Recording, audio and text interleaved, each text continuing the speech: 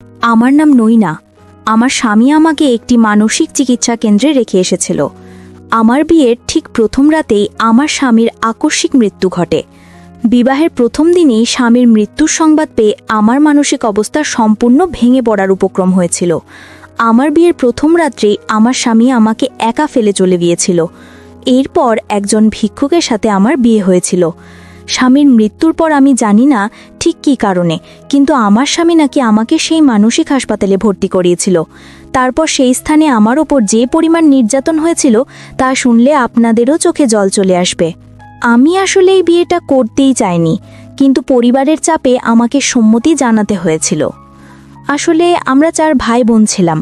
আমাদের এক ভাই ছিল যে বয়সে আমার চেয়ে 3 বছরের বড়। আমার বড় দিদির বিয়ে সম্পন্ন হবার পর মা আমার ভাইকে প্রায়ই বলতো যেন সে বিয়ে করে ঘরে বউ নিয়ে আসে, তাতে আমাদের বাকি 2 বোনের বিয়ে দিতে মায়ের সুবিধা হবে এবং বাড়ির কাজকর্মেও মা সাহায্য পাবে। কিন্তু আমার ভাই সাফ জানিয়ে দিয়েছিল যে আমাদের 2 বোনের বিয়ে না হওয়া পর্যন্ত সে বিবাহ করবে না। আমার ভাইয়ের কলেজের পড়াশোনা প্রায় শেষের দিকে ছিল। এদিকে ভাই ছোটখাট কাজ করে আমাদের সংসারের ভার বহন করত। মাঝে মধ্যে আমার ভাইয়ের বন্ধুরা আমাদের বাড়িতে আসতো। তাদের মধ্যে অর্জুন নামের ভাইয়ের এক বন্ধু ছিল যে প্রায়শই আমাদের বাড়িতে আসতো ভাইয়ের সাথে দেখা করার জন্য।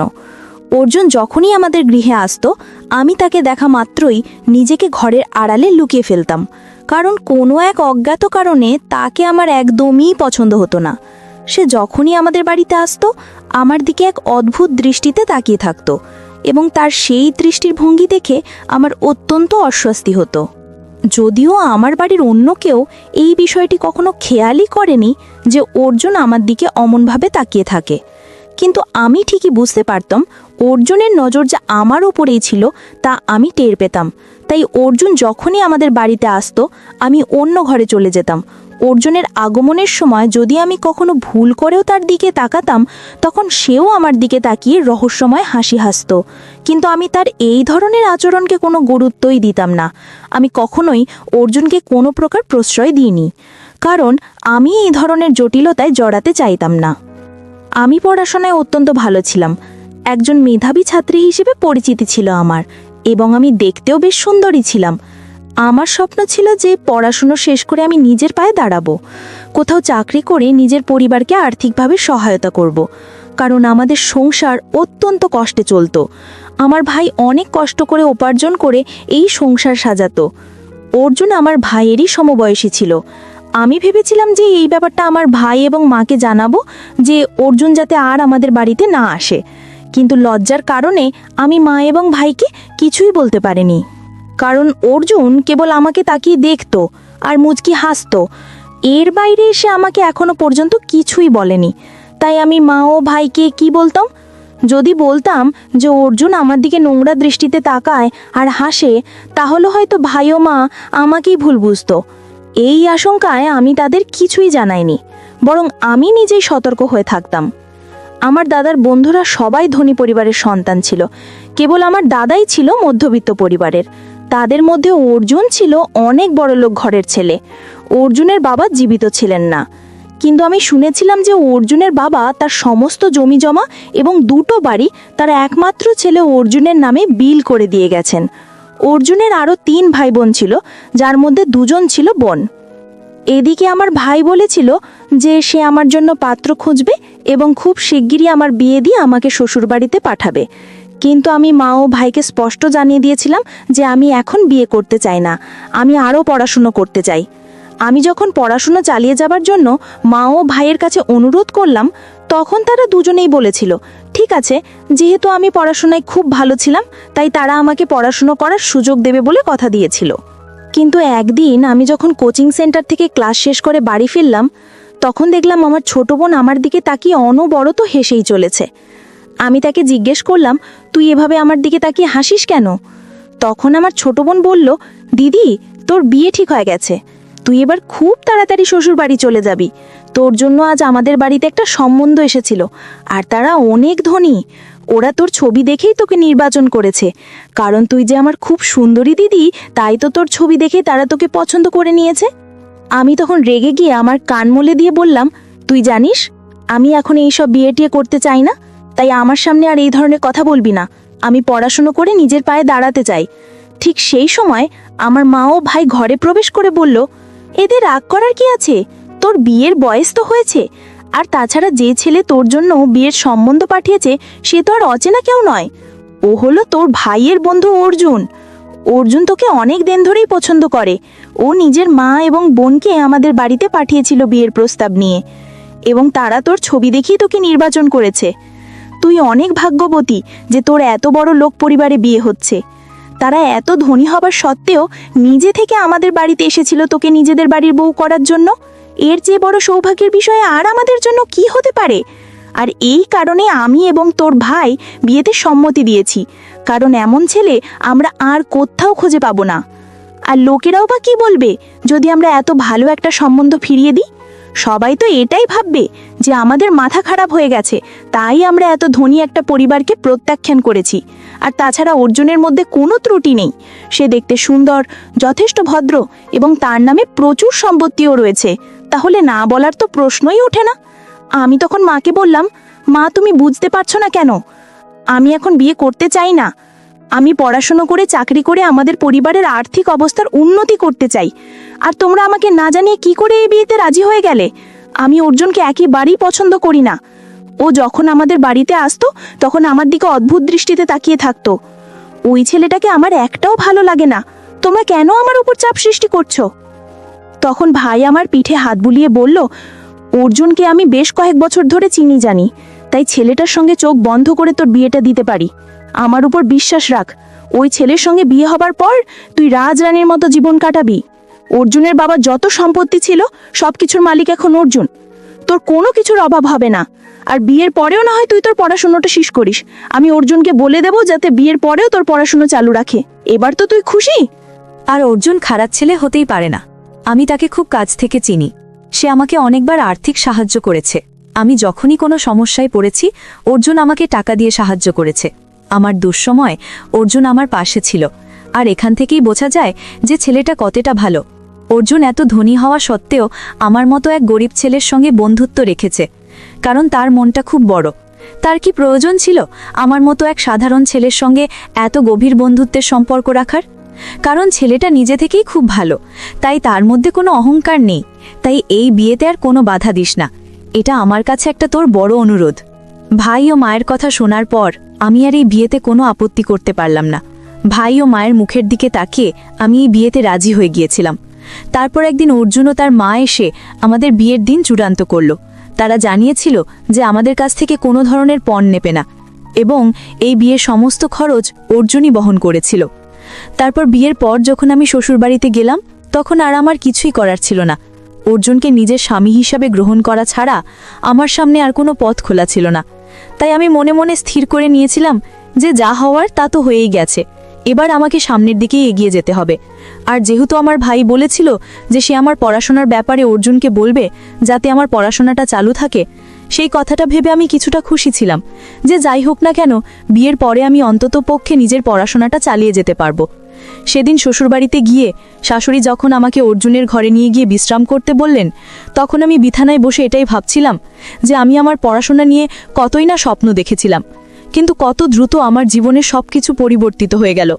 এই কথাগুলো যখন ভাবছিলাম ঠিক তখনই আমার স্বামী ঘরের ভেতরে এসে আমার পাশে বসল।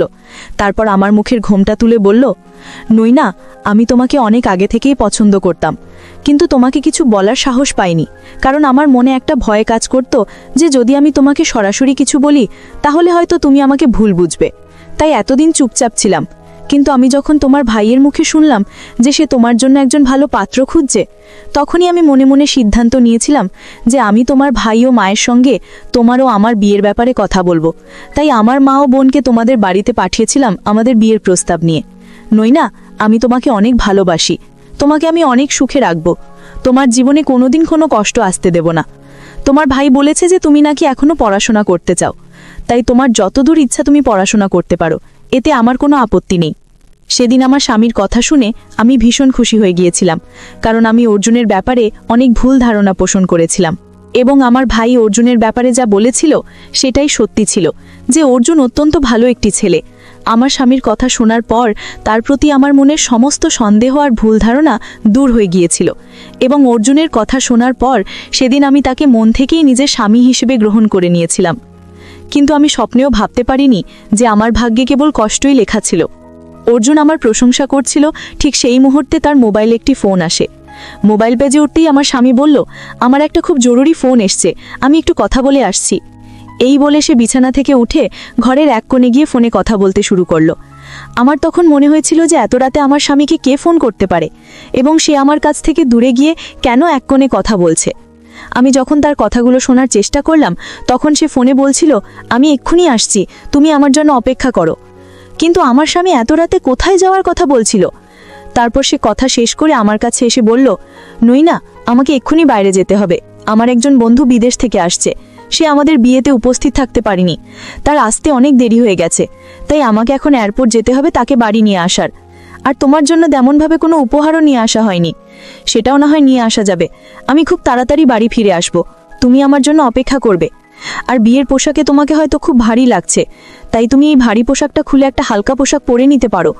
আমার ঘরে যে আলমারিটা রাখা আছে সেই আলমারির ভেতরে তোমার জন্য অনেক জামা কাপড় রাখা আছে, সেখান থেকে তোমার পছন্দ মতো একটা বের করে পরে নিতে পারো, তাহলে তোমার আরাম লাগবে। তারপর বাড়ি ফিরে এসে তোমার সঙ্গে আমি অনেক সময় কাটাবো। স্বামীর কথা শুনে আমি তখন অনেক খুশি হয়ে মাথা নেড়ে হ্যাঁ বলেছিলাম।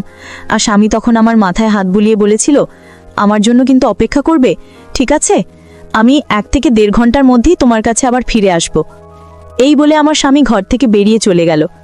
তারপর তার কথা মতো যখন আমি বিয়ের পোশাকটা খুলে একটা হালকা ও পাতলা পোশাক পরার জন্য আলমারিটা খুললাম, তখন দেখলাম সেই আলমারিতে অনেক দামি দামি পোশাক রাখা ছিল। সেখান থেকে আমি একটা জামা নিয়ে বিয়ের পোশাকটা বদলে সেই জামাটা পরে নিলাম। তারপর মনে অনেক আশা আর বিশ্বাস নিয়ে খুশি মনে স্বামীর জন্য অপেক্ষা করতে লাগলাম।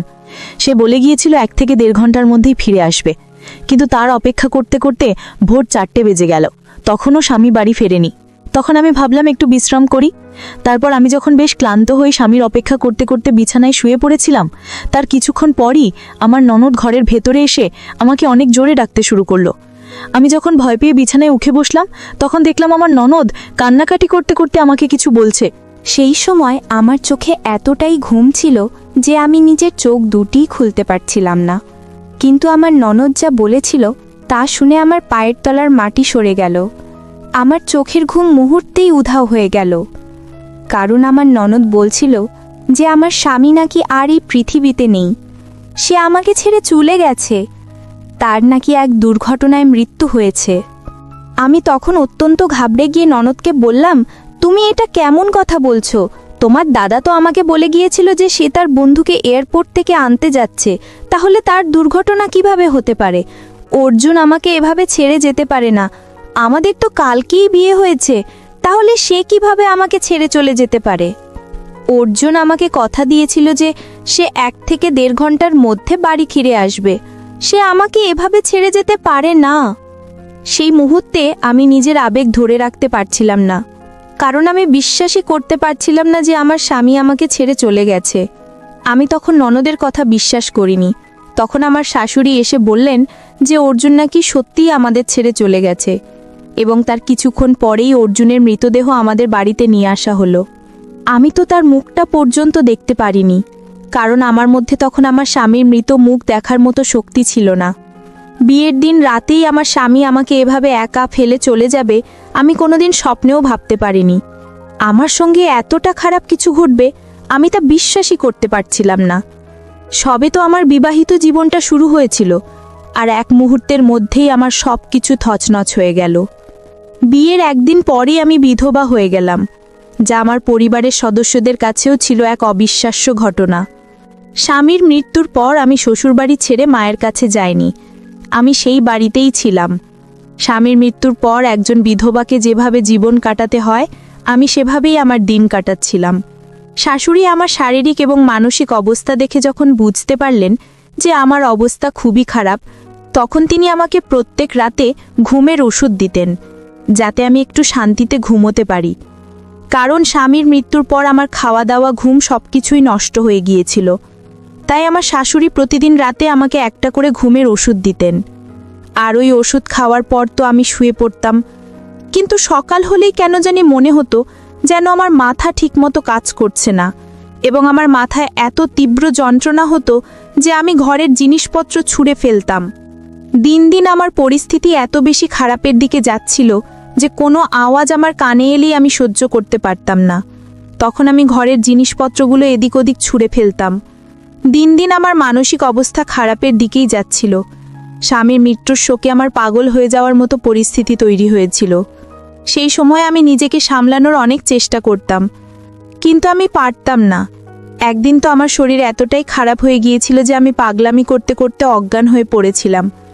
আমি এতটাই অস্বাভাবিক আচরণ করতে শুরু করেছিলাম যে দেওয়ালে নিজের মাথা ঠুকতাম এবং আমার মাথা থেকে রক্ত বের হতে শুরু করত। আমি জানি না আমার কি হচ্ছিল। আমি নিজেকে নিয়ন্ত্রণ করতে পারতাম না। একদিন দেওয়ালে মাথা ঠুকতে ঠুকতেই আমি অজ্ঞান হয়ে পড়েছিলাম। তারপর আমার আর কোনো জ্ঞান ছিল না। এরপর যখন চোখ খুললাম তখন দেখলাম আমি একটা হাসপাতালেই আছি, কিন্তু আমার পাশে কেউ ছিল না। আমি যখন একজন নার্সকে ইশারা করে ডাকলাম তখন ওই নার্স বলল, তোমার জ্ঞান ফিরেছে, ভালোই হয়েছে, এবার তোমাকে তোমার নির্দিষ্ট ঘরে পাঠানো হবে। আমি তখন নার্সকে বললাম, আমার ঘরে পাঠানো হবে মানে? আমার শ্বশুরবাড়ি থেকে কেউ আসেনি? নার্স তখন আমাকে বলল, এখন আর কেউ আসবে না, তুমি যতদিন না পুরোপুরি সুস্থ হচ্ছ ততদিন তুমি এই মানসিক চিকিৎসা কেন্দ্রে থাকবে। নার্সের ওই কথাগুলো শুনে আমার মাথায় যেন আকাশ ভেঙে পড়ল। তার মানে আমি একটি মানসিক হাসপাতালে ছিলাম, কিন্তু আমাকে এখানে কে নিয়ে এসেছিল এবং কেনই বা আমাকে এখানে আনা হয়েছিল আমি কিছুই বুঝতে পারছিলাম না। আমি তখন নার্সকে বললাম, আমি তো পাগল নই, তাহলে আমাকে মানসিক হাসপাতালে কেন রাখা হয়েছে? তখন নার্স একটু মুচকি হেসে বলল, প্রত্যেকটা পাগলই এই কথাই বলে যে আমি তো পাগল নই। তারপর তারা আমাকে আর কোনো কথা বলার সুযোগ দিল না এবং একটা জেলের মতো দেখতে ঘরের মধ্যে আমাকে ঢুকিয়ে দেওয়া হলো। ওখানে প্রত্যেকটা ঘর আলাদাভাবে তৈরি করা ছিল যাতে প্রত্যেকটা রোগী নিরাপদে থাকতে পারে, কোনো রোগী যাতে অন্য রোগীর ক্ষতি না করতে পারে। আর ওই জায়গাটা দেখে মনে হচ্ছিল যেন আমাকে কোনো কারাগারে বন্দি করে রাখা হয়েছে। ওই ঘরের মধ্যে যতগুলো রোগী ছিল তাদের দেখেই বোঝা যাচ্ছিল যে তারা মানসিক অসুস্থ। আমি তখন চিৎকার করে নার্সদের বলেছিলাম, আমি পাগল নই, আমাকে এখান থেকে যেতে দিন, কিন্তু তারা আমার কোনো কথাই শোনেনি। যখনই কোনো নার্স বা মাসিরা আমাদের খাবার দিতে আসতো তখন আমি কান্নাকাটি করে হাত জোর করে বলতাম আমাকে যেন এখান থেকে বের করে দেওয়া হয়, কারণ আমি পাগল নই।